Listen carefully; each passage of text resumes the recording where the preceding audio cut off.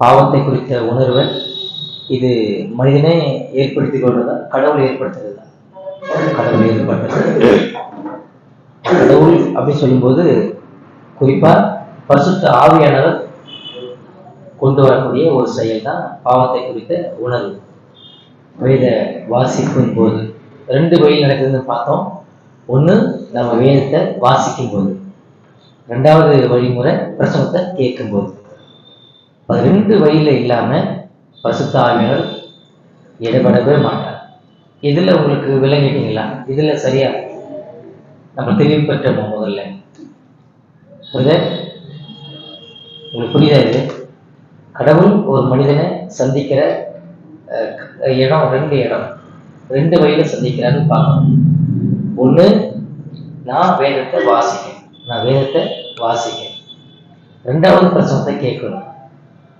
இதை தாண்டி வேற எந்த வழியிலும் கடவுள் என்ன சந்திக்கல. இதை முதல்ல உறுதியா இருக்கிறீங்கன்னு சொன்னாதான் அடுத்த 2வது அடையாளம் உங்களுக்கு புரியும். இதுல ஏதாவது சந்தேகமா, ஏதாவது உங்களுக்கு குழப்பமா?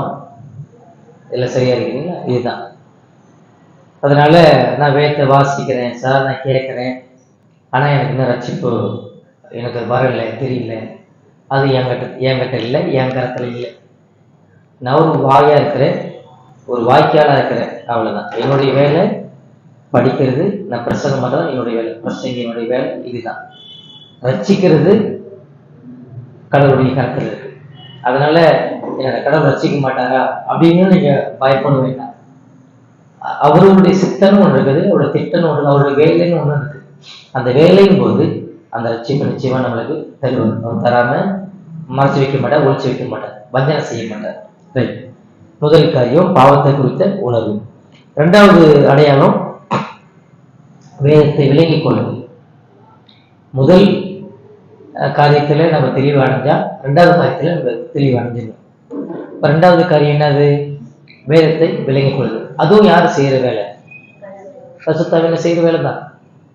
பாவத்தை குறித்த உணர்வை எப்படி பரிசுத்த ஆவியானவர் ஒரு மனிதனில் கொண்டு வராரோ, அதே போல வேதத்தை விளங்க செய்யணும் பரிசுத்த ஆவியானவர் தான், மனிதன் கிடையாது. நீங்க எவ்வளவு படிச்சிருக்கலாம், PhD முடிச்சிருக்கலாம், டாக்டர் பட்டம் வாங்கியிருக்கலாம், நீங்க எவ்வளவு பெரிய கோடீஸ்வரனா கூட நீங்க இருக்கலாம். இந்த வேதத்தை விளங்க செய்யறது யாருன்னு சொன்னா மனித ஞானம் இல்லை, பரிசுத்த ஆவியானவர் மட்டும் வந்தா மட்டும்தான் ஒரு மனிதன் வேதத்தை விளங்கி கொள்ள முடியும். அப்ப நீங்க வேதத்தை படிக்கும்போது அதுக்குதான் சொல்றது, அப்படி பிளைண்டா நீங்க படிச்சுட்டு போகாதீங்க. வேதத்தை படிக்கும்போது வேதத்தை திறக்க போறதுக்கு முன்னாடி, ஆண்டவரே நான் வேதத்தை படிக்க போறேன், உம்முடைய வார்த்தை பரிசுத்தம் உள்ளது, பிழை இல்லாதது, அதிகாரம் உள்ள உம்முடைய வார்த்தை, என்னை நடத்துறதுக்கும் என்னோட குடும்பத்தை நடத்துறதுக்கும் என்னுடைய நாடு, என்னோட தேசம், இந்த முழு உலகத்தை நடத்துறதுக்கும் உங்களுடைய வார்த்தை போதுமான வல்லமையை பெற்றுக்கொண்டிருக்கு. நான் நம்புறேன் சுவாமி. அந்த வார்த்தையை கொண்டு என்னோட பேசுங்க, என்னோட இருதயத்துல நீங்க பேசுங்க. நான் பாவி என்பதை எனக்கு உணர்த்துங்க, நான் கீழ்ப்படியக்கூடிய இருதயத்தை எனக்குள்ள கொடுங்க அப்படின்னு சொல்லிட்டு தான் நீங்க பைபிளை திறக்கணும்.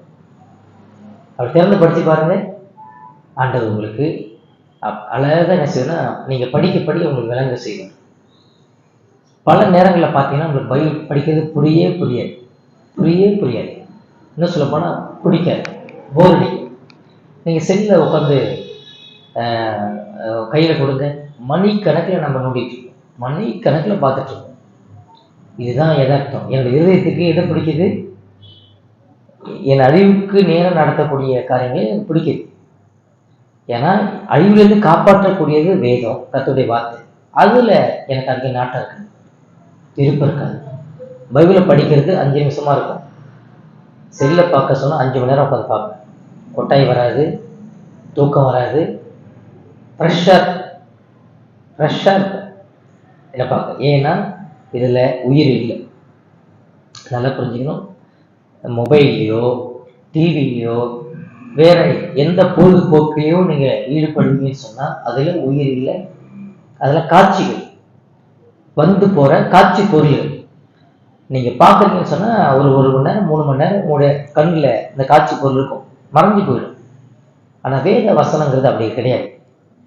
ஒரு வார்த்தையா இருந்தாலும் அந்த வார்த்தை என்னை உள்ளுக்குள்ள போயிட்டு தைக்கும், அதை குத்தும், என்னை உணர்த்தும். ஏன்னா அதுல என்ன இருக்கு? உயிர் இருக்கு, உயிர் இருக்கு. ஆகவேதான் சொல்றாரு சங்கீதம் 19 7ஆம் வசனத்துல சங்கீதக்காரன் தாவீது சொல்றான், கர்த்தருடைய வேதம் எப்படிப்பட்டதுன்னு சொன்னா குறைவு அற்றது. குறைவு இல்லாத ஒரு புத்தகம் எது சொன்னா அது கர்த்தருடைய வார்த்தை மட்டும்தான், வேற எதுவுமே கிடையாது. கர்த்தருடைய வேதம் குறைவற்றது, ஆத்துமாவை உயிர்ப்பிக்கிறதுங்க கர்த்தருடைய வேதம். முதல்ல அது வேதம் குறைவற்றது, குறைவில்லை. நானும் நீங்களும் குறைவுள்ள மனிதர்கள், பலவீனமான மனிதர்கள், அறிவீனமான மனிதர்கள், ஒரு குறிப்பிட்ட வரைக்கு உட்பட்ட மனிதர்கள், ஒரு குறிப்பிட்ட எல்லைக்கு உட்பட்ட மனிதர்கள். இதை தாண்டி நம்மளால யோசிக்க முடியாது, ஒன்றை தாண்டி அதுக்கு மேல நம்மளால எதையும் செய்ய முடியாது, சாதிக்க முடியாது. ஒரு குறிப்பிட்ட வரையறைக்குள்ள நம்ம எல்லாம் இருக்கக்கூடிய இருந்து செயல்படக்கூடிய மனிதர்கள். ஆனா வேதம் அப்படி கிடையாது. எல்லா இடங்களிலும், எல்லா பகுதிகளிலும், எல்லா நேரங்களிலும், எல்லா காலங்களிலும் அது கிரியை செய்யக்கூடியது வேதம். அதுக்கு பேர் தான் குறைவு இல்லாதது, குறைவு இல்லாதது, குறைவற்றது. ஆத்மாவை, மனிதனுடைய ஆத்மாவை உயிர்ப்பிக்கக்கூடிய வல்லமை எதுக்கு இருக்கு? வேதத்துக்கு இருக்கு. ஆகவே தான் வேதத்தை நான் படிக்கணும், வேதத்தை நான் சிந்திக்கணும், வேதத்தை நான் தியானிக்கணும், வேதத்துக்கு நான் அடிபணியணும், வேதத்துக்கு நான் ஒப்பு கொடுக்கணும். அப்படி நான் அர்ப்பணிச்சு ஒப்பு கொடுத்து நான் வாழும்போது அதோடைய அருமை வேற, அதோட வாழ்க்கையுடைய அதோடைய மென்மை வேற. அதுக்கு முந்தின 6 வசனம் நீங்க பார்த்தீங்கன்னா அந்த சங்கீதம் 19ஆம் அதிகாரம் 1லிருந்து 6 வசனம் வரைக்கும் ஏற்கனவே படிச்சிருக்கிறோம், ஞாபகம் மட்டும் படுத்துறேன். அதுல சொல்றாரு, வானங்கள் என்னுடைய மகிமையை அறிவிக்குது. வானங்கள், வானங்கள் சொல்லும்போது மேல இருக்கிற வானங்கள் கடவுளுடைய மகிமையை வெளிப்படுத்துது, அறிவிக்குது, சொல்லிக்கிட்டே இருக்கு. இரவும் பகலும் பார்க்காம அதோடைய வேலையை செஞ்சுக்கிட்டே இருக்கு. அதுக்கு வார்த்தை இல்லை, பேச்சு இல்லை, எழுத்து நட கிடையாது, எழுத்து வடிவத்தில் பேசுறது கிடையாது, பேச்சு கிடையாது, சத்தம் கிடையாது. ஆனா அதோடைய சத்தம் அந்த பூமியினுடைய துவக்கம் எங்க இருக்கோ, அதோட முடிவு எங்க இருக்கோ அது வரைக்கும் என்ன செய்யுங்க, அதோட சத்தம் அது போய் வந்து கொண்டே இருக்குதுன்னு சொல்லி அந்த பகுதி சொல்லுது. அவ்வளோ வல்லமை படைச்ச அவருடைய படைப்புகள் மனிதனை ரட்சிக்க முடியாது. அவ்வளோ வல்லமை படைச்ச படைப்புகள் மனிதனுடைய ஆத்மாவை ரட்சிக்க முடியாது, மனிதனுடைய ஆத்மாவை காப்பாற்ற முடியாது. இப்போ மனிதனுடைய ஆத்மாவை காப்பாற்றக்கூடியது அப்படின்னு சொன்னா நீங்க நேரா வரணும், கண்ண முடிக்கு நம்ப வேண்டியது, சொல்ல வேண்டியது கர்த்தருடைய வார்த்தை, கர்த்தருடைய வேதம். சரிங்களா? ஆகவே தான் நீங்க படிக்கணும். நீங்க உங்களோட ஆத்மாவுக்கு படிக்கணும், நீங்க உங்களோட ஆத்மாவுக்காக படிக்கணும். இதைதான் எல்லாரும் செய்யணும். என்னுடைய சரீரத்துக்காக நான் எப்படி சாப்பிடணும், எனக்காக நான் எப்படி தூங்குகிறனோ, எனக்காக நான் எப்படி உழைக்கிறனோ, வேலை செய்யணும், அது பாதி. என்னுடைய ஆத்மாவுக்காக நான் தான் படிக்கணும், சிந்திக்கணும், தியானிக்கணும், அதை அர்ப்பணிக்கணும். அதுதான் ஆண்டவரின் இடத்துல எதிர்பார்க்கிற ஒரு காரியம். ரைட். இப்போ முதல் அடையாளம் பாவத்தை குறித்த உணர்வு. அதை ஆவியானவர் ஏற்படுத்துகிறார் 2 வழியில. ஒன்று வேதத்தை நான் படிக்கும்போது, 2வது பிரசங்கத்தின் வழியா கேட்கும்போது. 2வது அடையாளம் வேதத்தை விளங்கிக் கொள்ளுதல். இதுலயும் 2 வழிதான்.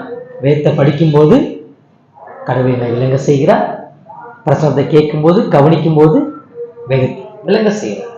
நீங்க உதாரணமா அப்பொழுது அதாவது 13 படிங்க. 13 ஓய்வு நாளில் நாங்கள் பட்டணத்துக்கு வெளியே போய் ஆற்றின் அருகே வழக்கமாய் ஜெபம் பண்ணுகிற இடத்தில் உட்கார்ந்து அங்கே கூடி வந்த ஸ்திரீகளுக்கு உபதேசித்தோம். அப்பொழுது தியாத்திரா ஊராலும் ரத்தாம்பரம் விற்கிறவளும் தேவனை வணங்குகிறவளுமாகிய லீதியா என்னும் பேருள்ள ஒரு ஸ்திரீ கேட்டுக் கொண்டிருந்தாள். பவுல் சொல்லியவைகளை கவனிக்கும்படி கர்த்தர் அவள் இருதயத்தை திறந்தறினார்.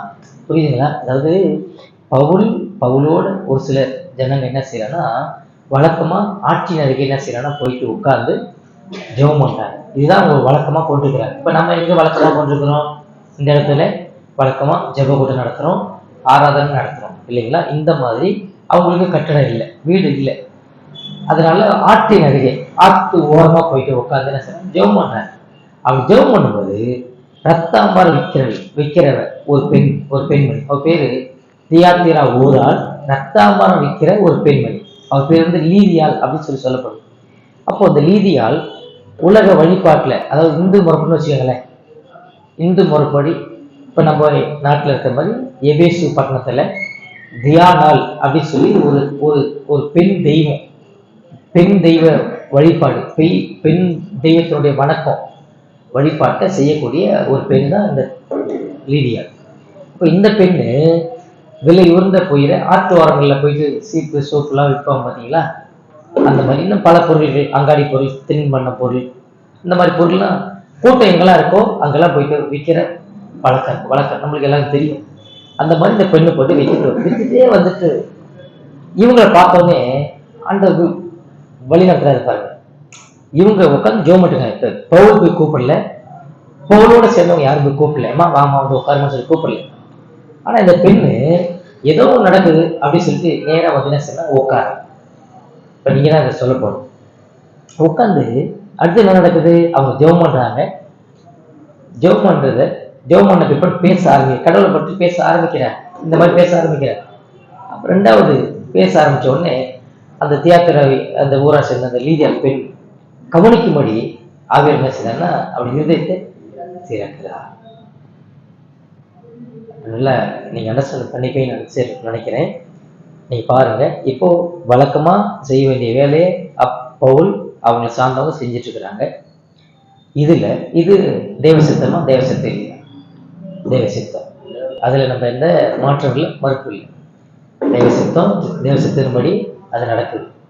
ரெண்டாவது, அந்த பெண் அந்த வழியா வந்தது, அது தேவ சித்தமா? தேவ சித்தம் இல்லையா? தேவ செய்யும். மூணாவது, அவளை அங்க உட்கார வச்சது, உட்கார்ந்து கீழே உட்கார செஞ்சது, அவளை அந்த அந்த அவங்க வார்த்தையை கேட்க முடியாது செஞ்சது. தேவ சித்தமும் தேவ செயலும் பார்த்தீங்களா? அப்போ நாலாவது நடக்குது, கர்த்தருடைய திட்டம் பகிரங்கமா அந்த பெண்ணுடைய உள்ளத்துல நிறைவேறதை பார்க்கணும். கர்த்தருடைய ஆவியானவர் அந்த பெண்ணுடைய இருதயத்தை திறக்கிறார். எதுக்கு நேரம் திறக்கிறார்? வசனத்தை கவனிக்கும்படி திறக்கிறார், வசனத்தை கேட்கும்படி திறக்கிறார், அந்த வசனத்துக்கு அவளை ஒப்பு கொடுக்கும்படி திறக்கிறார். இதுதாங்க தேவ செயல். அதுக்கு தான் சொல்றோம். இப்போ எதுக்கு ஜெபம் வந்து உட்கார்ந்து சொல்றோம்? கர்த்தர் இப்படிதான் செயல்படுவார். இதுதான் கடவுள் செயல்படுறார். எதுக்கு நீங்க ஆராதனைக்கு வர சொல்லி சொல்றோம்? எதுக்கு ஆராதனைக்கு நம்ம எல்லாம் ஒண்ணு சேரணும்? கர்த்தர் பேசக்கூடிய இடம் பிரசங்கம், கர்த்தர் வாசம் பண்ணக்கூடிய இடம் திருச்சபை, கர்த்தர் கையாளக்கூடிய இடம் வேத பகுதி, வேதம், கர்த்தருடைய வார்த்தையிலிருந்து என்ன செய்யறன்னா கடவுள் மனிதர்களை சந்திக்கிறார், மக்களோடு பேசுறார். இதாங்க லீதியாளோட வாழ்க்கை நடந்தது. அடுத்து நீங்க பாருங்க, அடுத்தது அவளை கவனிங்க. 15ஆம் வசனம். அவளும் அவள் வீட்டாரும் ஞானஸ்தானம் பெற்ற பின்பு அவள் எங்களை நோக்கி, நீங்கள் என்னை கர்த்தரிடத்தில் விசுவாசம் உள்ளவென்று எண்ணினால் என் வீட்டிலே வந்து தங்கிருங்கள் என்று எங்களை வருந்தி கேட்டுக்கொண்டால், நாங்கள் ஜெபம் பண்ணுகிற இடத்துக்கு போகையில் குறி சொல்ல ஏவுகிற ஆவியை கொண்டிருந்து குறி சொல்லுவதனால் தன் எஜமானங்களுக்கு மிகுந்த ஆதாயத்தை உண்டாக்கினேன் ஒரு பெண் எதிர்பட்டாள். அவள் பவுலையும் எங்களை பின்தொடர்ந்து வந்து, இந்த மனுஷர் உன்னதமான தேவனுடைய ஊழியக்காரர், ரட்சிப்பின் வழியை நமக்கு அறிவிக்கிறவர்கள் என்று சத்தமிட்டார். இன்னொரு பெண்ணை குறிச்சு பார்க்கும்போது, இவ முன்னாடி பார்த்தோம் தியாத்திரா ஊரை சேர்ந்த லீதியால் என்ற ஒரு பெண். அடுத்து ரெண்டாவது இன்னொரு பெண், குறி சொல்ற பெண். இது வந்து பிலிப்பு பட்டணத்துல பிலிப்பு சபை இல்லையா, அந்த சபையினுடைய சுவாசி. அதுக்கு முன்னாடி வரலாறு தான் இது. அப்போ அந்த பெண், குறி சொல்ற பெண், அந்த பெண் இவங்களை பின்தொடர்ந்து வந்துட்டே இருக்கிறான். யார? அப்போஸ்தலன் பவுலை அவங்களோட சேர்ந்தவர்கள் பின்தொடர்ந்து வந்து அவள் என்ன சொல்றா? இவர்கள் தேவனுடைய உன்னதமான வார்த்தையை சொல்லக்கூடிய தேவ மனிதர்கள், தேவ பிள்ளைகள் அப்படின்னு சொல்லி சொல்றாங்க. அப்போ குறி சொல்றவங்க யாரோட உதவியோட சொல்றாங்க? பிசாசுடைய உதவியோட சொல்றாங்க. அப்போ வேதத்தை நம்புறவங்க யாரு, நம்பாதவங்க யாரு, வேதப்படி வாழ்றவங்க யாரு, வாழறவங்க யாருன்னு சொல்லி யாருக்கு தெரியுது? பிசாசுக்கு தெரியும். பிசாசுக்கு தெரியும் இதோட வகை. இப்போ நான் எதுக்குங்க சொன்னா, கர்த்தருடைய வார்த்தைக்கு நேரா ஒரு மனிதனுடைய இருதயம் யார் திருப்புகிறா அப்படிங்கிறத காமிக்கிறதுக்காக அந்த உதாரணத்தை நான் உங்களுக்கு சொன்னேன். அப்போ லீதியாவில் அதில் நம்ம அங்கே பார்ப்போம். ரைட். இப்போ முதல் அடையாளம் பாவத்தை குறித்த உணர்வு தான் ஒரு மனிதனுக்குள்ள ஏற்படுது, முதல் அடையாளம். ரெண்டாவது அடையாளம் வேதத்தை விளங்கிக் கொள்ளுதல். ஒரு மனிதன் வேதத்தை கவனிக்கணும், வேதத்துக்கு நேராக தன்னுடைய இதயத்தை திருப்பணும் என்பதை நாம் அதால் தான் சொல்லி கேட்கணும். சின்ன பிள்ளைங்களாலும் சரி, பெரியவங்களாலும் சரி, கடவுள் வார்த்தை கேளுங்க. கடவுள் வார்த்தை நம்ம கேட்கணும், கட்டாயம். அது கேட்க வேண்டிய கட்டாயம் எனக்கு உங்களுக்கு உண்டு. அதை யாரும் கடந்து போயிட முடியாது. அதனால தான் நம்ம கேட்க சொல்லி சொல்கிறோம். அடுத்து 3வது அடையாளத்தை நீங்கள் பார்த்தீங்க அப்படின்னு சொன்னால், 3வது அடையாளம் நம்ம கிறிஸ்துவ ஐக்கியத்தை குறித்து நம்ம பார்த்தோம். அப்போது இந்த ஐக்கியம் என்பதை மனிதன் ஏற்படுத்து, இது மனிதன் ஏற்படுத்துறது இல்லை, கடவுள் ஏற்படுத்துறது. கடவுள் ஏற்படுத்துறது அந்த ஐக்கியம் ஒன்றுக்குள்ள ஒன்றா இருந்து ஒருவருக்கு தாங்கிறது, விசாரிக்கிறது, நலம் போன விசாரிக்கிறது, உதவி செய்து கொள்வது, ஜெபித்து கொள்வது, இப்படி எல்லா காரியங்களும் பங்கெடுத்துக்கிறது தான் ஆண்டவர் தான் ஐக்கியத்தை ஏற்படுத்தி கொடுத்துருக்காரு. இங்கே ஏற்ற தாழ்வு, நீ உயர்ந்தவன் நான் தாழ்ந்தவன், நீ பணக்காரனை ஏழை, அப்படி உதாசீனப்படுறதோ, அப்படி நம்ம ஒருவருக்கு அற்பமா எண்ணப்படுறதோ அப்படி இல்லை. எல்லாரும் கிறிஸ்துக்குள்ள கர்த்தருக்குள்ள ஒன்று. எனக்குள்ள எல்லாருக்குள்ளேயும் பலகீனம் இருக்கு, எல்லாருக்குள்ள குறைவுகள் இருக்கு, எல்லாருக்குள்ள இயலாமை இருக்கு. ஆனா அதை தாண்டி கர்த்தர் ஒருவருக்கொருவர் ஊக்கத்தோடு, கரிசனையோடு, அக்கறையோடு நம்ம என்ன செய்யறா, நம்ம பாரப்படும்படியாக வைத்திருக்கிறார். ஆகவேதான் நம்ம 1 கொரிந்தியர் கடந்த நாட்களில் படித்தோம். 1 கொரிந்தியர் 12ஆம் அதிகாரமா, 12ஆம் அதிகாரத்தில் 12ஆம் அதிகாரம் 13ஆம் அதிகாரம் படிச்சிங்கன்னா, தலை கிறிஸ்துவா இருக்கிறாரு. அப்போ தலைக்கு கீழே அவயவங்களாக நம்ம எல்லாம் என்ன ஒன்று இணைக்கப்பட்டிருக்கிறோம் இல்லையா? அப்படிதானே படிச்சோம். சரீரம் ஒன்று, அதற்கு அவயவ உறுப்புகள் அதிகம். தலையில ஆரம்பிச்சு முடி, இது ஒரு உறுப்பு. கண் ஒரு உறுப்பு, கண்புறம் ஒரு உறுப்பு, மூக்கு ஒரு உறுப்பு, பல்லு, நாக்கு, காது, உடல்ல இருக்கிற எல்லா உறுப்புமே ஒரு அவயவம், ஒரு உறுப்புகள். அப்ப தலை யாரு? தலை கிறிஸ்து, கடவுள் கிறிஸ்துவா இருக்கு, தலையா இருக்கிறார். அப்போ ஒரு சபைக்கு தலை கிறிஸ்துவா இருக்கிறார். அந்த தலைக்கு கீழே கழுத்துல ஆரம்பிச்சு, கண்ணுல ஆரம்பிச்சு, காதுல ஆரம்பிச்சு, முகத்துல இருக்கிற உறுப்புகள், கீழே இருக்கிற உறுப்புகள் எல்லாமே யாருன்னு சொல்லி சொல்லுது? சபைன்னு சொல்லி சொல்லுது. அப்ப அந்த சபை யாரு? நீங்களும் நானும் தான் அந்த சபைகள். இப்போ தலைக்கு ஒரு பிரச்சனை வந்துட்டா கண்ணு பார்த்து சும்மா இருக்குமா, கை பார்த்து சும்மா இருக்குமா? கேட்கிற. நீங்க படிச்சு பார்த்தீங்கன்னா வெட்கப்படும்படியா நான் உங்களுக்கு கேட்கறேன்னு சொல்லி சொல்றேன். ஏன் நீங்க பிரிஞ்சிருக்கீங்க? ஏன் நீங்க பாகுபாடா பாக்குறீங்க? ஏன் நீங்க ஏற்றத்தாழ்வு பாக்குறீங்க? ஏன் உங்களுக்குள்ள நீங்க வேறுபடுத்தி காணப்படுறீங்க? தலை பிரிஞ்சிருக்கா உறுப்புல, சரீரத்துல? தலைக்கு கீழே கழுத்து பிரிஞ்சிருக்கா? கழுத்து வைக்கக்கூடிய உறுப்புகள் பிரிஞ்சிருக்கா? தலையில ஒரு பிரச்சனைன்னு சொன்னா அந்த கை போயிட்டு, கை என்ன செய்யுது? தொடுது, அது தொட்டு அது தடவி கொடுக்குது.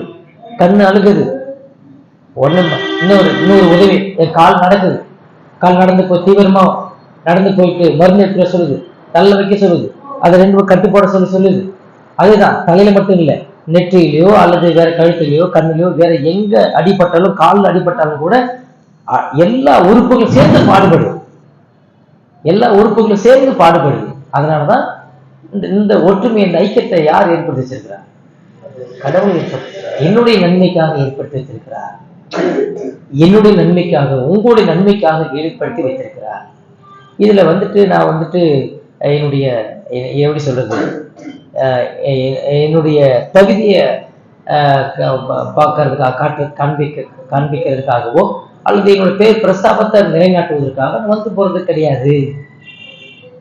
நம்ம எல்லாரும் சேர்ந்து கிறிஸ்துவை அறிந்து, கிறிஸ்துக்குள்ள எல்லாம் ஒண்ணு, கிறிஸ்துக்கும் நம்ம எல்லாம் ஒரு குடும்பம். கிறிஸ்து நமக்கு தலைவரா இருக்கிறார், கிறிஸ்து நமக்கு தலையா இருக்கிறார், கிறிஸ்து நமக்கு தகப்பனா இருக்கிறார். அவர் மூலமா நம்ம எல்லாம் பாவம் மன்னிக்கப்பட்டிருக்கிறோம்.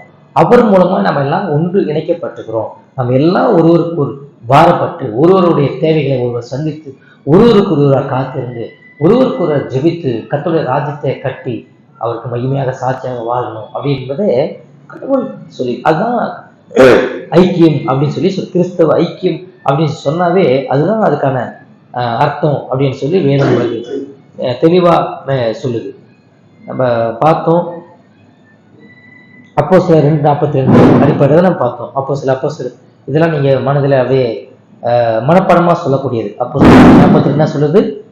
அப்போஸ்தலருடைய அவர்கள் அப்போஸ்தலருடைய உபதேசத்திலும் அந்யோன்யத்திலும் அப்பம் வைக்குதலிலும் ஜெபம் பண்ணுதலிலும் ஒருவருக்கொருவர் உறுதியாய் தரித்திருந்தார்கள், இணைக்கப்பட்டிருந்தார்கள். அவர்கள் அப்போஸ்தலருடைய உபதேசம். அந்த அப்போஸ்தலர் அவங்க வானத்திலிருந்து கூச்சி வந்தவங்க கிடையாது. அவங்க யாரோட கூட இருந்தவங்க? ஆண்டவரோடு இருந்தவங்க, இயேசு கிறிஸ்துவோடு கூட வாழ்ந்தவங்க. அப்போ இயேசுவானவர் பற்றிய காரியம் எங்க சொல்லப்பட்டிருக்கு? மத்தேயுல சொல்லப்பட்டிருக்கு, மார்க்கில் சொல்லப்பட்டிருக்கு, லூக்காவில் சொல்லப்பட்டிருக்கு, யோவான்ல சொல்லப்பட்டிருக்கு. இந்த 4 புத்தகத்திலும் ஆண்டவர் இயேசு கிறிஸ்துவுடைய பிறப்பு, வாழ்வு, அவருடைய அடக்கம், அவருடைய மரணம், அவருடைய அடக்கம், அவருடைய உயிர்த்தெழுதல் இதெல்லாம் சொல்லப்பட்டிருக்கு. இப்ப இவர் வாயு வழியா சொன்னத அப்போஸ்தலர்கள் அவருடைய சீசர்கள் கேட்டு அதை எங்க நடைமுறைப்படுத்துறாங்க? அப்போஸ்தலர்கள் நடைமுறைப்படுத்துறாங்க. அப்போஸ்தலர் இயேசு கேட்டதை பெற்றுக்கொண்டதை இவங்க அப்போஸ்தலர் புத்தகத்தில் நடைமுறைப்படுத்துறாங்க. நடைமுறைப்படுத்துறத இப்போ என்ன செய்யறாங்க? நிருபங்களுக்கு பாருங்க, இப்போ நிருபங்கள்ல எழுதுறாங்க. அதுதான் நிருபங்கள் சொல்லும்போது ரோமர்ல ஆரம்பிச்சு யூதா வரைக்கும், ரோமர், 1 கொரிந்தியர், 2 கொரிந்தியர், கலாத்தியர், எபேசியர், கொலோசியர், பிலிப்பியர், அப்புறம் 1 தெசலோனிக்கேயர், 2 தெசலோனிக்கேயர், 1 தீமோத்தேயு, 2 தீமோத்தேயு, தீத்து, பிலேமோன், அடுத்தது எபிரேயர், அப்புறம் 1 பேதுரு, 2 பேதுரு, 1 யோவான், 2 யோவான், 3 யோவான், யூதா. இது வரைக்கும் நிருபங்கள். இதெல்லாம் நிருபங்கள். அப்ப நிருபங்கள் அப்போஸ்தலர் கடைபிடிச்சத பின் வரக்கூடிய சந்தத்தை கடைபிடிக்கணும் அப்படின்னு சொல்லி எழுதி. அதான் இன்னைக்கு நீங்க என்ன செஞ்சுட்டு இருக்கு? ஆராதனை அப்ப நடந்தது, இயேசுவானவர் இருந்தப்ப நடந்தது, அப்போஸ்தலர் இருந்தப்ப நடந்தது, அப்போஸ்தலருக்கு பிறகு வந்தவர்கள் செய்தாங்க. இன்னைக்கு நீங்களும் செய்யலாம். அவர் சொன்னதை அப்படி மாறாம செய்யறோமா? திருவிருந்து யார் ஆரம்பிச்சு வச்சா? இயேசு கிறிஸ்து ஆரம்பிச்சார். அப்போஸ்தலர் செஞ்சாங்களா? அதுக்கு பிற்பாடு வந்தவங்க செஞ்சாங்களா? இன்னைக்கு நீங்க செய்யணும். நமக்கு பிற்பாடு நம்ம பிள்ளைங்க செய்வாங்க, நமக்கு பிற்பாடு நம்ம பிள்ளைங்க செய்வாங்க, பிள்ளைங்க பிற்பாடு அவங்களும் செய்வாங்க. ஆக மொத்தம் காலாகாலமா தலைமுறை தலைமுறையா சந்ததியா செய்யக்கூடிய அனுசரிக்கக்கூடிய ஒன்றுதான் கிறிஸ்துவ ஐக்கியம், கிறிஸ்துவால் ஏற்படுத்தப்பட்ட ஐக்கியம் என்பதை நான் பார்க்கிறோம். ரைட்.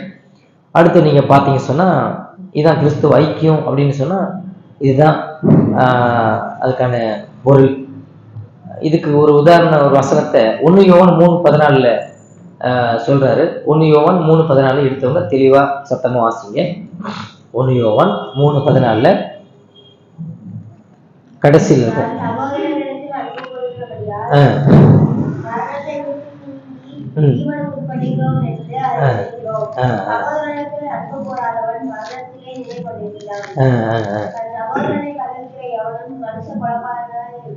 போதும். இப்ப என்ன படிக்கிறாங்க, என்ன சொல்றாரு? நம் சகோதரத்தில் அன்பு கூறுகிறபடியால் மரணத்தை விட்டு நீங்கி ஜீவனுக்கு உட்பட்டிருக்கிறோம் என்று அறிந்திருக்கிறோம்.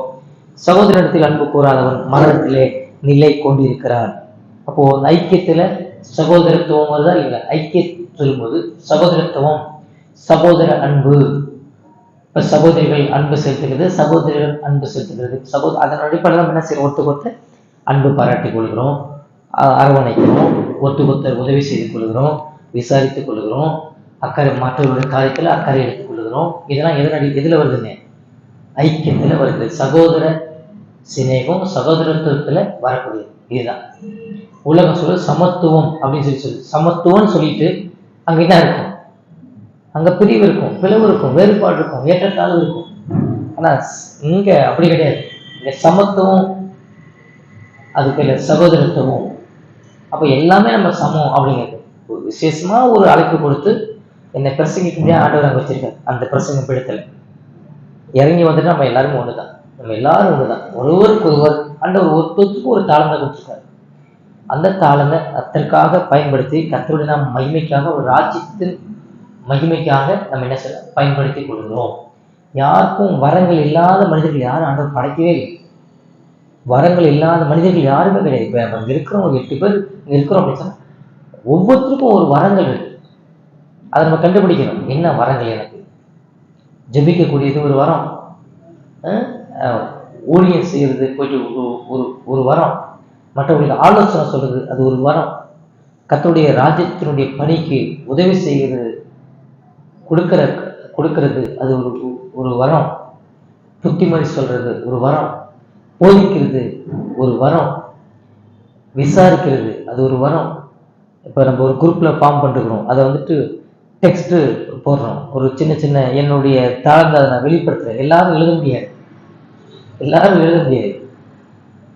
எழுதுகிறது ஒரு வரம், எல்லாத்தையும் ஒன்று இணைக்கிறது, ஒன்று கூட்டுகிறது ஒரு வரம், அனுசரித்து தட்டி கொடுத்து கொண்டு போகிறது இதெல்லாம் ஒரு வரம். ஆண்டவர் கொடுத்துருக்குறது இதெல்லாம். இப்போ யாருக்கு என்ன வரம்னு கண்டுபிடிச்சி அந்த வரத்துல நம்ம என்ன செய்யணும், டெவலப் பண்ணணும், அந்த வளர்த்துக்கணும். அதான் கிறிஸ்துவ ஐக்கியம் அப்படின்றது. பாருங்க, ரூத்து புத்தகம் 1ஆம் அதிகாரம் 16ஆம் வசனம் என்ன சொல்லுது? அடுத்தது ரூத்து 1ஆம் அதிகாரம் 16ஆம் வசனம் பழைய ஏற்பாட்டுல 1:16 60. அதற்கு ரூத்து, நான் உம்மை பின்பற்றாமல் உம்மை விட்டு திரும்பி போவதை குறித்து என்னோட பேச வேண்டாம். நீ போகும் இடத்திற்கு நானும் வருவேன், நீ தங்கும் இடத்திலே நானும் தங்குவேன். உம்முடைய ஜனம் என்னுடைய ஜனம், உம்முடைய தேவன் என்னுடைய தேவன்.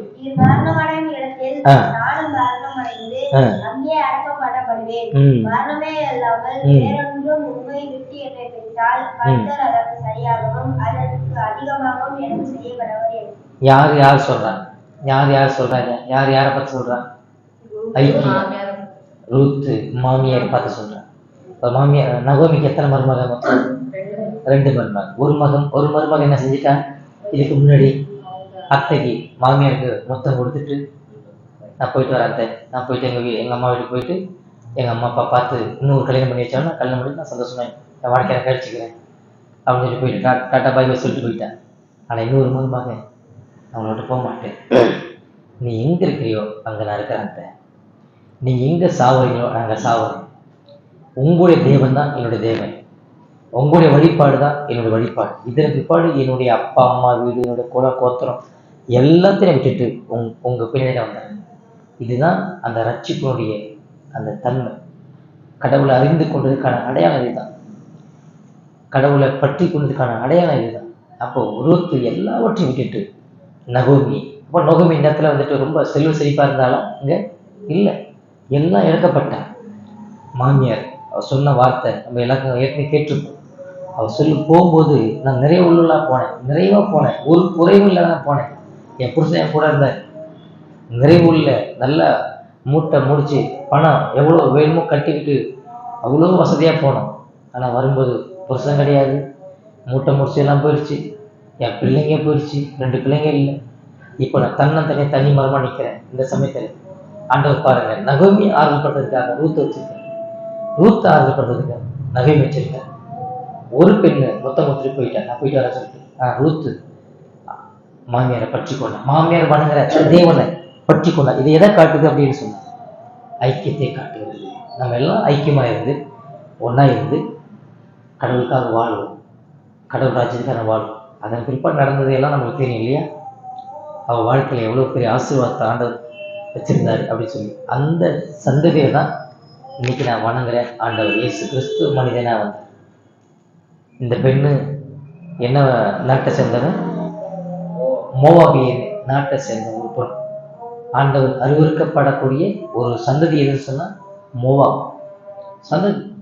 அந்த சந்ததியிலிருந்து புறஜாதியான வழிபாட்டில் இருந்த சந்ததியான அந்த பெண்ணை ஆண்டவர் தெரிந்து கொண்டு அந்த பெண்ணுடைய சந்ததியில தாவீதை வச்சு தாவீதுடைய வம்சாவளியில கடவுள் மனிதனாக பிறக்க செய்வது எவ்வளோ பெரிய ஒரு ஆச்சரியம். அதான் நமக்கு மோவாபியருடைய பெண்கள் வாழ்க்கையிலிருந்து நம்ம கற்றுக்கொள்ளக்கூடிய ஒரு ஆவிக்குரிய பாடமாக இருக்கிறது. ஐக்கியம் அப்படின்னு சொல்லும்போது கடவுள் ஏற்படுத்துகிறது. இந்த சூழ்நிலையெல்லாம் ஏற்படுத்தினது எல்லாமே யார் சொன்னாங்க? கடவுள் ஏற்படுத்தினது. அதுதான் நமக்கு பார்க்குறோம். ஐக்கியம் நமக்கு மிக அவசியமான ஒன்று என்பதை நான் பார்க்குறோம். அப்போ ஐக்கியம் எங்கெங்கெல்லாம் நான் பார்க்கலாம் அப்படின்னு சொன்னால், ஆவிக்குரிய காரியங்களை குறித்து மற்றவரிடம் பேசுகிறவர்களாகவும் தேவன் தங்களுடைய வாழ்க்கையில் செய்திருக்கிறவர்களை பகிர்ந்து கொள்ளுகிறது காணப்படுவார்கள். ஐக்கியத்தில் நம்ம இருக்கும்போது தான் எனக்கு ஆண்டவர் என்ன நன்மை செஞ்ச அதை நான் பகிர்ந்து கொள்ள முடியும், உங்களோட பகிர்ந்து கொள்ள முடியும். அடுத்தது ஜெப கூட்டங்களில் நான் பங்கு பெற முடியும். ஜெப கூட்டங்களில் பங்கு பெறேன். எனக்கு செய்த நன்மைகளை மற்றவங்களோடு நான் பகிர்ந்து கொள்கிறேன். அடுத்து ஜெப கூட்டங்களில் நான் பங்கு பெறுறேன். அடுத்தது குடும்பத்தில் நீங்கள் ஜெபம் பண்ணுறீங்களா? நீங்கள் யோசிச்சுக்கோங்க. குடும்ப ஆராதனை குடும்பத்தில் தான் ஆரம்பிக்குதுன்னு சொல்லி ஆண்டவர் சொல்கிறார். ஆராதனைன்னு சொன்னால் குடும்பத்தில் ஆரம்பிக்குதுன்னு சொல்கிறார். ஒரு கணவன் மனைவி பிள்ளைங்களாம் இருக்கிறாங்கன்னு சொன்னால் அவங்க என்ன சொல்லணும்? ஜெபம் பண்ணணும். அது ஆராதனை அப்படின்னு சொல்லி ஆண்டவர் சொல்கிறார். இப்போ 2 பேரும் நீங்கள் இருந்து ஜெபம் பண்ணீங்கன்னா 3ஆவதாக ஒரு நபர் அங்கே இருக்கிறார், ஆண்டவர் அங்கே இருக்கிறார். அப்போ நீங்கள் மத்தேயு புத்தகத்தை நீங்கள் எடுத்துக்கொண்டீங்கன்னு சொன்னால் மத்தேயு 18:20 மத்தேயு 20.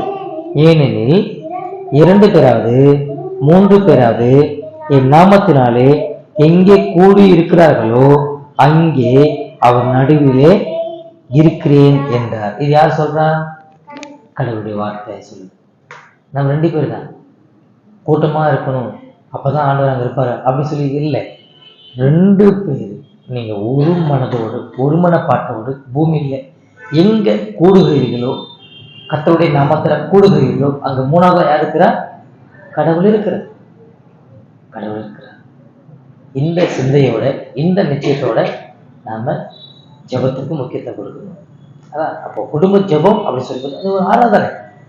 ஆண்டவர் அந்த ஆராதனையில வந்தடைகிறார், அந்த ஆராதனையிலே வருகிறார். நீங்க என்ன ஜெபம் பண்ணீங்க உங்களை விட்டு நோக்குறார், கவரக்கூடாது. அதை நம்ம மறந்துடக்கூடாது. நீங்க என்ன ஜெபம் பண்றீங்க, நீங்க என்ன பாட்டு பாடுறீங்க, நீங்க என்ன வேத வாசிக்கிறீங்க, அதை ஆண்டவர் உற்று கவனிக்கிறார். அந்த சிந்தையோட அந்த புரிதலோட நாம குடும்ப ஆராதனை கூட்டத்தை நடத்தணும். 2 பேரும் தான் பரவாயில்ல, ஒருத்தர் இருந்தாலும் பரவாயில்ல. ஒருத்தர் இருந்தாலும் சரி, 2 பேரும் இருந்தாலும் சரி, அதுக்கு மேல இருந்தாலும் சரி, ஆண்டவர் எப்பவுமே கூட இருக்கிறார் அப்படிங்கிறத நம்ம மறந்துடக்கூடாது. சரி, இது ஐக்கியம் சொல்லும்போது இந்த இவ்வளவு காரியத்தை நம்ம அதில் பார்த்தோம். அடுத்து நீங்க பார்த்தீங்க அப்படின்னு சொன்னா ஐக்கியம் அப்படின்னு சொல்லும்போது ஜெபத்தில் ஆர்வம். இதுதான் 4வது அடையாளம். ஜெபத்தில் ஆர்வம். முதலாவது பாவத்தை குறித்த உணர்வு வரும். 2வது வேதத்தை விளங்கிக் கொள்ளுதல் வரும். 3வது ஐக்கியத்துல நம்ம கண்டிப்பா இருப்போம். 4வது ஜெபத்தில் ஆர்வம். யாரும் ஜெபத்துல நீங்க வாங்க அப்படின்னு, அதாவது ஒரு முறை 2 முறை ஆர்கனைஸ் பண்ணும், ஒழுங்கு பண்ணும். அடுத்தடுத்து அந்த ஆர்வம் என்ன செஞ்சுன்னா, ஏன்னா நமக்குள்ள ஆவியார் இருந்துட்டா அந்த ஆர்வம் நமக்குள்ள இருந்துட்டே இருக்கும். எப்போ நம்ம ஜெபம் இந்த வாரம் வியாழக்கிழமையா, அடுத்த வியாழக்கிழமை எப்போ வரும், அடுத்து ஞாயிற்றுக்கிழமை எப்போ வரும், அந்த ஒரு ஆர்வம் ஒரு விசுவாசிக்குள்ள இருக்கும் அப்படின்னு சொல்லி சொல்லுவார். 2:42ங்களா? அவர்கள் அப்போஸ்தலர் உபதேசத்திலும் அந்யோன்யத்திலும் அப்பம் பெற்றுதலிலும், கடைசியில் எதுல வருது பாருங்க, எங்க வருது? ஜெபம் பண்ணுதலிலும் உறுதியாக தெரிந்திருந்தது. அப்போ பாவத்தை குறித்த உணர்வு வேலை நடந்துருச்சு. 2வது வேதத்தை விளங்கிக் கொள்ளுதல் நடந்துருச்சு. 3வது ஐக்கியம் நடந்துச்சு. இது 3ஓட போதும் ஆவிக்குரிய வாழ்க்கை அப்படின்னு சொல்லி இல்லை. அடுத்து 4வது எதுக்கு நடத்துதுங்க? ஜெபத்துக்கு நேரம் வழி நடத்துது. இந்த 3ம் ஸ்திரப்படணும்னு சொன்னா, இந்த 3லும் நிலைச்சிருக்குன்னு சொன்னா ஜெபம் இன்றியமையாதது. ஜெப கூட்டம், ஜெப கூடுகை, ஜெப நேரம் இன்றியமையாதது. விசுவாச வாழ்க்கை ஜெபத்தால் தான் இந்த 3ஐயும் நம்ம என்ன செய்யணும்? ஸ்திரப்படுத்த முடியும். ஜெபம் இல்லாம இந்த 3ஐயும் நம்ம நிலைநிற்க முடியாது. அப்போ ஜெபம் ஒரு விசுவாச வாழ்க்கையில எவ்வளவு பெரிய ஒரு அவசியமான தேவை என்பதை இங்க சொல்லுது. அப்போ தனிப்பட்ட ஜெபம், குடும்ப ஜெபம், சபையா சேர்ந்து ஜெபிக்கிற ஜெபம், அப்புறம் ஐக்கியமா சேர்ந்து ஜெபிக்கிற ஜெபம், இவ்வளோ இருக்குதுங்க. ஜெப கூட்டத்துல முதல்ல தனிப்பட்ட ஜெபம், ரெண்டாவது குடும்பமா சேர்ந்து, அது ஒருத்தர 2 பேரா இருக்கலாம், 2 பேருக்கு மேற்பட்டவங்களா இருக்கலாம். மூணாவது சபை. அப்போ தனிப்பட்ட ஜெபம் உன்னுடைய வாழ்க்கையில இருந்தாதான் அடுத்தது குடும்ப ஜெபத்துக்கு உனக்கு ஆர்வம் இருக்கும். குடும்ப ஜெபத்துல நீ எந்த அளவுக்கு ஜெபத்தை நாடுகிறியோ விரும்புகிறியோ, மூன்றாவது சபை சம்பந்தமான கூட்டத்துல ஆர்வம் இருக்கும். அப்ப தனிப்பட்ட ஜெபத்துல நீ குறைவுபடும் போது, ஆர்வம் இல்லாமல் இருக்கும்போது குடும்ப ஜெபத்தை விரும்ப முடியாது. குடும்ப ஜெபத்தை விரும்பாத போது நீ சபையினுடைய ஜெபத்தை விரும்ப முடியாது. புரியுதுங்களா? அந்த ஜெபம் அப்ப ஜெபத்துல முதல்ல ஆர்வம் எங்க வேணும்? யாருக்கு வேணும்? தனிப்பட்ட முறையில எனக்கு வேணும். தனிப்பட்ட முறையில வேணும். அந்த அதனுடைய அருமை, அதோடைய மேன்மை, முக்கியத்துவம் எனக்கு தெரிஞ்சாதான் அடுத்து நான் குடும்ப ஜெபத்துக்கு நான் கடந்து போக முடியும். குடும்பமா கணவர், பிள்ளை, மற்றவர்கள் அவங்களுக்காக பாரப்பட்டு ஜெபிக்கக்கூடிய ஒரு இடம் குடும்ப ஜெபம். வேற எங்கேயும் நீ ஜெபம் பண்ண முடியாது. குடும்ப ஜெபத்துல என்னுடைய மனைவியுடைய சூழ்நிலையை நான் அறியக்கூடிய ஒரு இடம் குடும்ப ஜெபம். அல்லது கணவருடைய நிலையை அறியக்கூடிய ஒரு இடம் குடும்ப ஜெபம். என்னுடைய பிள்ளைகளுடைய நிலையை அறியக்கூடிய ஒரு இடம் குடும்ப ஜெபம். சபையில வந்துட்டு எல்லாரும் எல்லாரையும் சொல்ல முடியாது. சில நேரங்கள்ல நமக்கு அது ஏற்புடையதா இருக்கும். சில நேரங்கள்ல ஐயோ இது ஏன் சொன்னாங்க, இப்படி சொல்லாம இருக்கலாமே அப்படிதான் தோணும். ஆனா குடும்பத்துல அப்படி கிடையாது. நீங்க ஓப்பனா எல்லாத்தையும் தெளிவா ஆண்டவத்துல அப்படியே ஏன்னா அங்க யார் இருக்கிறோம்? நம்ம குடும்பம் மட்டும்தான் இருக்கு, நம்மள சார்ந்தவங்க மட்டும் தான் இருக்கிறோம். அதனால வெட்கப்படாம வாயை விட்டு நன்மை எல்லாம் கணவருடைய பிரச்சனை அப்பட்டமா அப்படியே சொல்லலாம், மனைவியுடைய பிரச்சனை அப்பட்டமா அங்க அப்படியே சொல்லலாம், பிள்ளைகளுடைய பிரச்சனை அப்படியே அப்பட்டமா சொல்லலாம். ஆனா சபையில அப்படி சொல்ல முடியாது. மேலோட்டமாக தான் சபையில சொல்ல முடியும். இப்போ இந்த இடத்துல ஜெபத்தில் ஆர்வம் என்று சொல்லும்போது தனிப்பட்ட ஜெபம், குடும்ப ஜெபம், மூன்றாவது சபை ஜெபம். உங்களுடைய வாழ்க்கையில தனிப்பட்ட ஜெபத்தை நீங்க விரும்புகிறீங்களா? ரெண்டாவது குடும்ப ஜெபத்தை விரும்புகிறீர்களா? மூணாவது சபையினுடைய ஜெபத்தை விரும்புகிறீர்களா? இது மூணுக்கும் ஒரே பதில் தான். ஆர்வம் இருந்தால் தான் செய்யும். அந்த ஆர்வம் தானா வராது, நாமே வளர்த்தி கொள்ள வேண்டும். ஆவியானவர்களாக வளர்த்தி கொள்ள வேண்டும். பாவத்தை குறித்த உணர்வு உனக்குள்ள இருக்குமானால் அந்த ஆர்வம் இருக்கும். வேதத்தை விளங்கிக் கொள்வதில் ஆர்வம் இருக்குமானால் ஆர்வம் உனக்குள்ளாக இருக்கும். ஐக்கியத்தை விரும்புகிற ஒரு மனிதனாக இருந்தால் அந்த ஆர்வம் உனக்குள்ளாக இருக்கும். நான்காவது ஜெபத்திலே ஆர்வம் கொள்ளக்கூடிய ஒரு மனிதனாக இருந்தால் அந்த ஆர்வம். இதெல்லாம் ஆவியானவர் கொடுக்கிற, வேதத்திலிருந்து கொடுக்கணும். நீங்க வேதத்தை இல்லாம ஆர்வம் இருக்குன்னு சொன்னா அது கொஞ்ச நாள் மட்டும்தாங்க இருக்கும். கொஞ்ச நாள் மட்டும்தான் இருக்கும். ஆட்டோமேட்டிக்காக என்ன செய்யும்? தனிஞ்சு போயிடும். ஆனா வேதத்தோட இருக்கக்கூடிய எந்த பாதிப்பா இருந்தாலும், எந்த தாக்கமா இருந்தாலும், வேதத்துக்கு உட்பட்டு அந்த தாக்கம், அந்த பாதிப்பு எனக்கு நடக்கும்போது அதனுடைய பாதிப்பு, அதோட வளர்ச்சி வளர்ந்துகிட்டே இருக்கும். தற்காலிக சுகமோ, தற்காலிக ஒரு ஆசீர்வாதமோ, தற்காலிக ஒரு மாற்றமோ அது கொஞ்ச நேரம் மட்டும்தான் இருக்கும். உலக பிரகாரமான கண்ணீர் பூமியின் மீது விடுகிறது. ஆனால் பயபக்தி உள்ள மனம் திரும்புதலின் கண்ணீரோ துருத்தியில் வைக்கப்படுகிறது.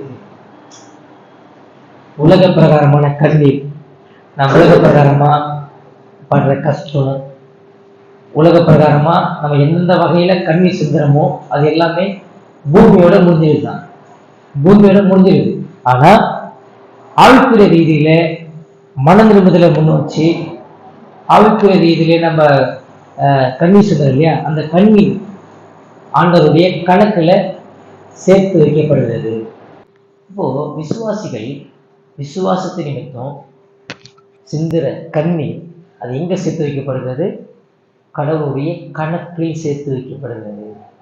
இப்போ முதல்ல அதுதான் சொன்னேன், எனக்காக நான் அழுகிறேன்னா, எனக்காக நான் அழலை அப்படின்னு சொன்னா என்னுடைய குடும்பத்தில் இருக்கிற மற்றவர்களுக்காக நான் அழ முடியாது. என்னுடைய குடும்பத்தில் உள்ளவர்களுக்காக நான் அழலை அப்படின்னு சொன்னா என்னோட சபையில் உள்ளவர்களுக்காக நான் அழாமல் இருக்க முடியாது. என்னோட சபையில் உள்ளவர்களுக்காக நான் அழாமல் இருக்கிறேன்னு சொன்னா மற்றவர்களுக்காக நான் அழாமல் இருக்க முடியாது. நான், என்னோட குடும்பம், என்னுடைய சபை. ஆண்டவர் கொடுத்துருக்கிற மிகப்பெரிய ஒரு ஒரு ஆசீர்வாதம் எனக்கு. அப்போது 4 அடையாளம் இவ்வளோ அழகாக ஆண்டவர் சொல்லியிருக்காரு. 4 அடையாளத்தில் 4வது அடையாளம் வந்துட்டு ரொம்ப முக்கியமான அடையாளம், ஜெபத்தின் ஆர்வம். இப்போ ஜெபத்தை அதிகமாக நாடக்கூடிய மனிதனா, விரும்பக்கூடிய ஒரு மனிதனா நானும் நீங்களும் காணப்படும் அப்படின்னு சொல்லி வேதம் என்கிட்ட எதிர்பார்க்கணும். இது வரைக்கும் நீங்கள் செய்யல அப்படின்னு சொன்னால் இதன் பிற்பாடு ஜெபத்தை அதிகமாக நீங்கள் நாடக்கூடிய ஒரு மனிதனாக நீங்கள் காணப்படணும்னு சொல்லி இந்த பகுதியில் நம்ம கற்றுக்கொள்வோம். பாவத்தை குறித்த உணர்வு எவ்வளோ முக்கியமோ, வேதத்தை வாசிக்கிறதுல விலகி கூடது எவ்வளோ முக்கியமோ, ஐக்கியத்தை நாடுவது எந்த அளவுக்கு முக்கியமோ, அதே போல் ஜெபத்தில் ஆர்வமாக இருக்கிறது முக்கியம் அப்படிங்கிறத நம்ம அதில் புரிஞ்சுக்கணும்.